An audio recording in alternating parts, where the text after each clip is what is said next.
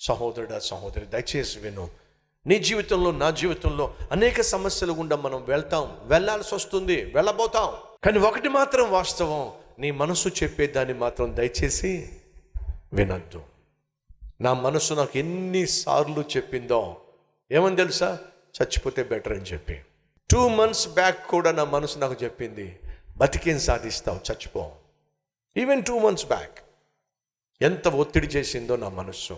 ఇది ఎంత సేవ చేస్తున్నప్పటికీ, ఎంత పరిచయం ఉన్నప్పటికీ నా మనస్సు, ఏం సాధించావు జీవితంలో, నీలాంటి వాడు ఉంటే ఎంత, చచ్చిపోతే బెటరు, ఎంత ఒత్తిడి చేసిందో నా మనస్సు. నీ సహోదరి, సహోదరులు, సైతాను మనల్ని లోపరుచుకునే ప్రయత్నం చేసి మనలో డిప్రెషన్ని తీసుకొచ్చి, నిరుత్సాహము, నిస్పృహను తీసుకొచ్చి, బ్రతికేమి సాధిస్తావు, చచ్చిపో అని చెప్తూ ఉంటాడు. నీ మనసు చెప్పేదాన్ని దయచేసి వినద్దు. దేవుడు చెప్పేదాన్ని మాత్రమే వినో. సామెతల గ్రంథం 16వ అధ్యాయము ఒక మాట చదివిస్తాను. 25వ వచనము. ఒకని మార్గము వాని దృష్టికి యథార్థముగా కనబడును, అయినను తుదకు అది మరణమునకు చేరును.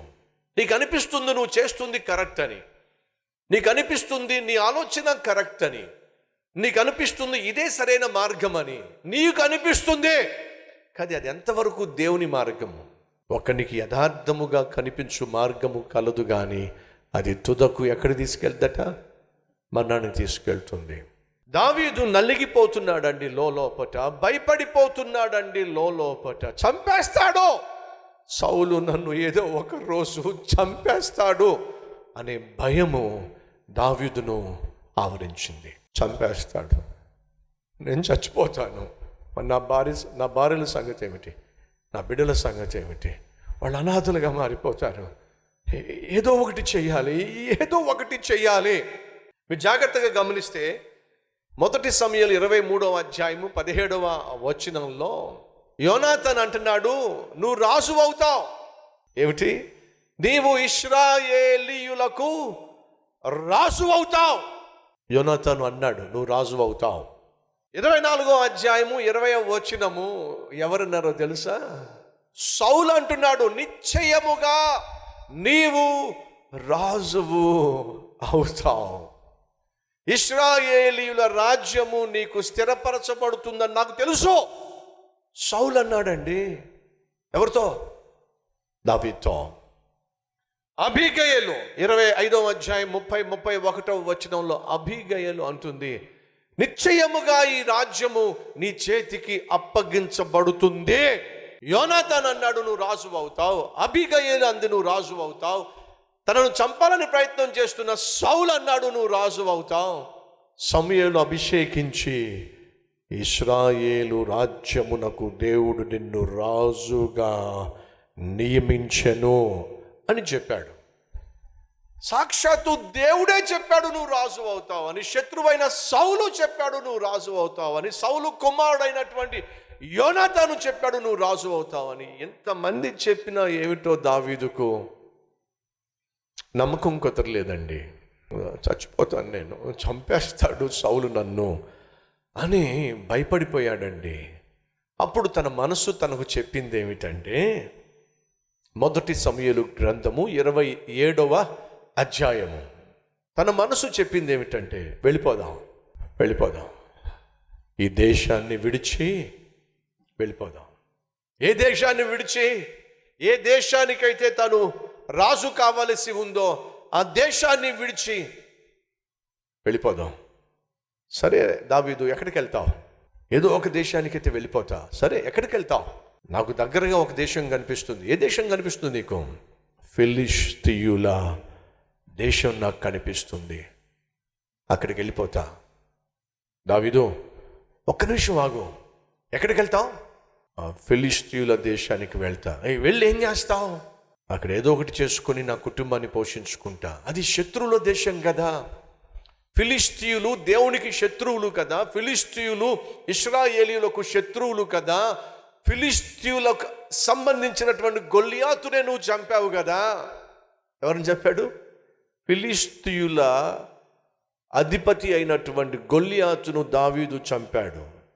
ఫిలిష్తీయుల చేతిలో నుండి ఇశ్రాయేలీలను దావీదు కాపాడాడు. ఏ దేశమైతే శత్రు దేశమో, ఏ దేశమైతే ప్రమాదకరమో, ఏ దేశమైతే అష్టోదు అనేటటువంటి ఒక దేవతను పూజించి దేవునికి వ్యతిరేకంగా అఘోరించారో, ఇప్పుడు దావీదట తన మనస్సు చెబుతుందట, ప్రార్థన చేయొచ్చు కదండి, ప్రభువుకు చెప్పచ్చు కదండి, ఆపత్కాలమున నీవు నాకు మొరపెట్టు, నేను నీకు జవాబిస్తాను అని దేవుడు మాటిచ్చాడు కదండి. అయ్యా అమ్మా వినో, ఆర్థికంగా కృంగిపోయినప్పుడు, మానసికంగా కృంగిపోయినప్పుడు, శారీరకంగా నువ్వు బలహీనమైపోయినప్పుడు, అవమానాలు అపనిందలు నిన్ను ముంచెత్తినప్పుడు, సైతానుగాడు చేసే సాధారణమైన పని ఏంటో తెలుసా? దేవుని దగ్గరకు నిన్ను రాకుండా చేస్తాడు, దేవుని సన్నిధికి రాకుండా చేస్తాడు, ప్రార్థించటానికి మోకరించకుండా చేస్తాడు, నీకున్న సమస్యను దేవునితో చెప్పుకోకుండా చేస్తాడు, దేవునికి మొరపెట్టకుండా చేస్తాడు, దేవుని సన్నిధికి వెళ్ళకుండా చేస్తాడు. దావీదు జీవితంలో అదే జరిగింది. కొంతమంది అంటారు, ఏడ్చిన నా కళ్ళల్లోంచి కన్నీళ్ళు రావటల్లా, కన్నీళ్ళు కూడా నా జీవితంలో కరువైపోయినాయి. అది దావీదు పరిస్థితి. దీనంతటికి కారణం తెలుసా?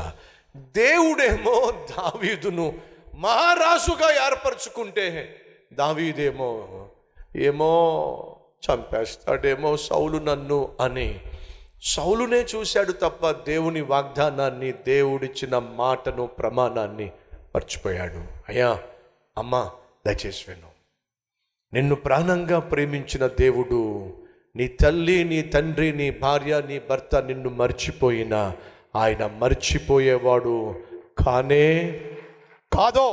చూడు, నా అరిచేతుల్లో నిన్ను నేను చెక్కుకున్నాను, ప్రతి నిత్యము నిన్ను నేను చూస్తున్నాను, నిన్ను కాపాడే నేను కునుకను, నిద్రపోను. అంతగా నిన్ను ప్రేమిస్తూ ఉంటే ఎందుకు అంతగా చింతిస్తున్నావు?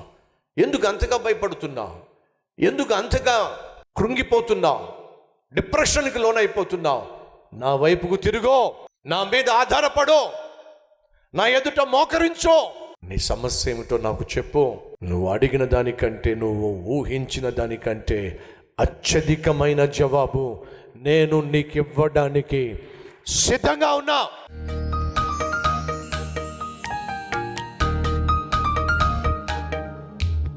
మహాపరిశుద్ధుడు అయిన ప్రేమ కలిగిన ప్రియ పరలోకపు తండ్రి, దావీదుకు సమస్యలు వచ్చినప్పుడు, పరిస్థితులు తల్లక్రిందులైనప్పుడు దావీదు నీ వైపుకు తిరగడానికి బదులుగా ఫిలిష్తీయుల రాజును ఆశ్రయించాడు. ఫలితము ఇశ్రాయేలీయులకు వ్యతిరేకంగా యుద్ధం చేయడానికి బయలుదేరాడు. అయ్యో, ఇది బహు అవమానము. అటువంటి సమయంలో నువ్వు కలుగు చేసుకున్నావు. దావీదు తీసుకున్న తప్పుడు నిర్ణయం వల్ల సమస్తము పోగొట్టుకున్నప్పుడు, ఏడ్చి కన్నీరు కార్చి నీ వైపు తిరిగినప్పుడు దావీదును కనికరించావు, దావీదును క్షమించావు. దావీదు పోగొట్టుకున్న సమస్తాన్ని తిరిగి మళ్ళా దావీదుకు అప్పగించిన మహా గొప్ప దేవుడు నాయనా. మా జీవితంలో మేము తప్పు చేశాం, తప్పటడుగులు వేశాం, తప్పుడు నిర్ణయాలు తీసుకున్నాం, కుటుంబాన్ని చేసుకున్నాం, అన్ని విధాల నష్టపోయాం, కష్టాలు కొంతెచ్చుకున్నాం, ఏకాకిగా మిగిలిపోయాం. ఇటువంటి దీనహీన స్థితిలో నీ వైపుకు తిరిగి ప్రార్థన చేస్తున్నాం. నాయన కనికరించుమని. పోగొట్టుకున్న వాటికంటే రెట్టింపు ఆశీర్వాదాన్ని ప్రతి ఒక్కరికి దయచేసి మీ నామాన్ని మహిమపరుచుకోమని యేసు నామం పేరట వేడుకుంటున్నాము తండ్రి, ఆమేన్.